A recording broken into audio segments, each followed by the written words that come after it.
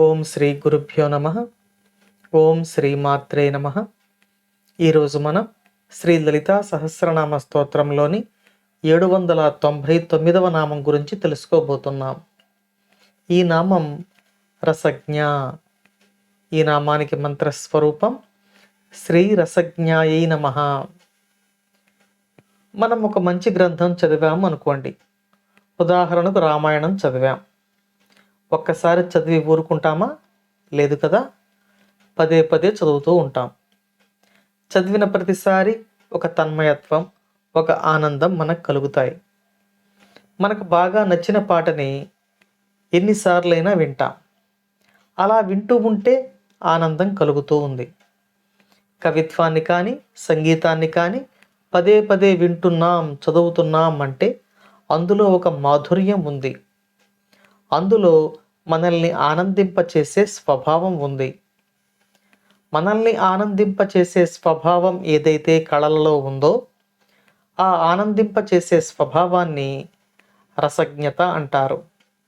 ఆ రసజ్ఞత అమ్మవారి స్వరూపం. అమ్మవారి అనుగ్రహం కారణంగానే ఆ కవికి కానీ ఆ సంగీత కళాకారుడికి కానీ మనల్ని ఆనందింపచేసే ఒక విభూతి కలుగుతుంది.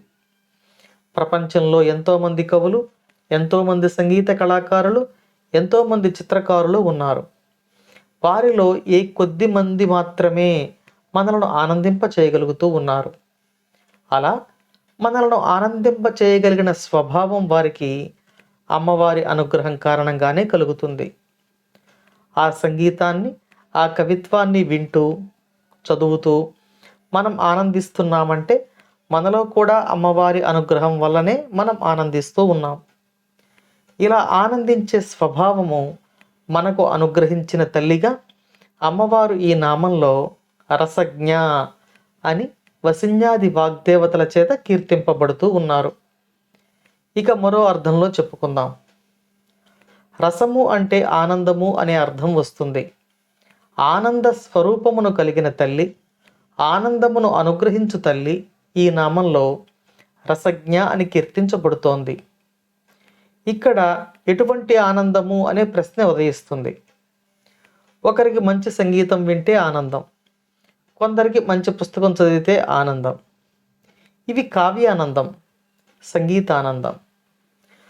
మరికొందరికి తన వ్యసనాన్ని కొనసాగిస్తే ఆనందం, మరొకరికి తగువులాడితే ఆనందం. వీటిలో ఉత్తమమైన మనుష్యానందం, కావ్యానందం, సంగీతానందం లాంటివి.